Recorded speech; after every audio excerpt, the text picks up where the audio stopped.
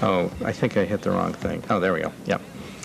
This is from the Kerry campaign a year and change ago. They don't always think we're that bright, you know. So they put these signs up. You get off the bus. This is from a different thing. This was from a Mike Dukakis agriculture event. Anybody remember Mike Dukakis? So, like, you know, buses stop, unload. Okay, I can deal with that. And we get out, and then you got a choice. Now you really got to decide which way you're going to go. Wait a minute, today's my lucky day. I'm in the pool. So the pool means you get to be one of the few people that are taken up front and get this exclusive shot of Mike Dukakis sitting on a bale of hay,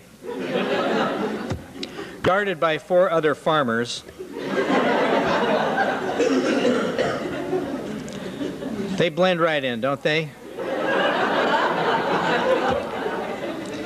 But sometimes they really look, you know, it's like, it was almost like you called Central Casting. So, I need some figures at JFK about 3 o'clock this afternoon. We're doing a kind of an artsy shot. A lot of negative space.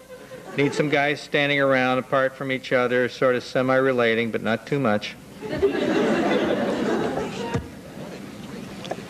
This was one of those moments where you see just how crazy presidential, you know, politics and running the White House can be. A friend of mine had been waiting to do a picture of President Bush 1, and they were out on a photo stand in the Rose Garden. Through the window, he sees that Baker and Bush are talking about something. Baker's kind of leaning over his shoulder. Dirk fires his 300, makes a really beautiful shot, kind of about a third of the space of this one. It was pretty tight, just the windows and the 2 guys. Time magazine runs it 1.5 pages the next week. Press office goes berserk. You can't shoot pictures through that's the Oval Office. You can't do that.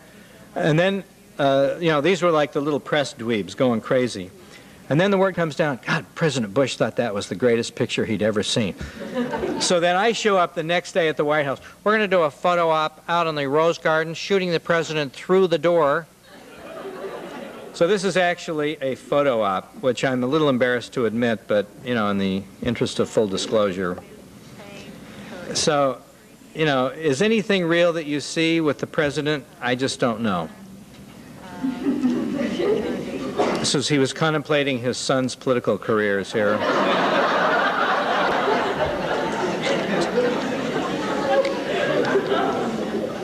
Or something like that.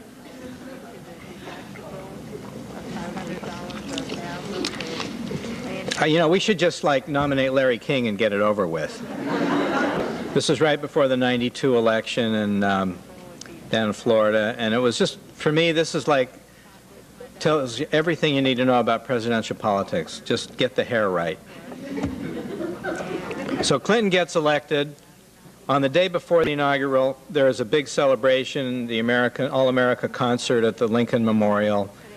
I'm across Memorial Bridge, if you know, up towards Arlington Cemetery, and they've set up this replica of the Liberty Bell and this whole little stage there, and he's going to walk across the bridge. You're going to join me across the bridge? Come on across the bridge with me. Okay, Mr. President-elect, we will. I'm sitting up in this, on top of a 40-foot Jumbotron screen, which was like the elevated position to see this thing. Get a picture of them walking across the bridge. Then they actually walk over, and they're going to look at the bell. And he gets over, and like, you know, had James Madison been elected that year, we'd have had a hell of a shot. He was 5'4". He was the shortest president we ever had. But, you know, 5 hours out in the cold and the snarling snow, and this is what I got. So I just want you to know that for all the exciting and wonderful adventurous stories you hear about what it is to be a photographer, some days it just doesn't live up to the hype. This dear woman is named Mary Masserini, and her job at the State Department is to ensure that the traveling press accompanying foreign officials always arrive late to the event. It's really hard to explain Mary. There's something about Mary. This was Clinton at a re-election event back in '96, and it was, wow, look at that, a flag and beautiful light. I just better shoot the heck out of this. You never know when you're going to need it. What do you suppose? So I was the first photographer to get an interview, not because I was so special, but Time magazine was going to get the first little interview with Monica. And let's remember, it is all about Monica. But this was after 2 weeks of her being chased around Washington, and the only pictures anybody saw were of her getting in and out of an SUV. And let me just say, not an attractive way to be photographed. We were going to meet at Morton's Steakhouse in Connecticut Avenue, and we'd have like 20 minutes, and they said, bring one camera, no flash, just show up. So I show up, you know, the Burnett corollary, always add one. So I bring 2 cameras, 1 flash, and I'm dressed up, I got a coat and tie on. It's a Saturday night. The reporter and I, each at our separate homes, are expecting large crowds for dinner because with our wives, we've invited all these people over during the week, thinking this thing was going to happen on a Tuesday or Wednesday or a Thursday, and it kept getting pushed back till it was Saturday. But when it's Monica Lewinsky, you don't just say, no, I can't do it because we have guests coming for dinner.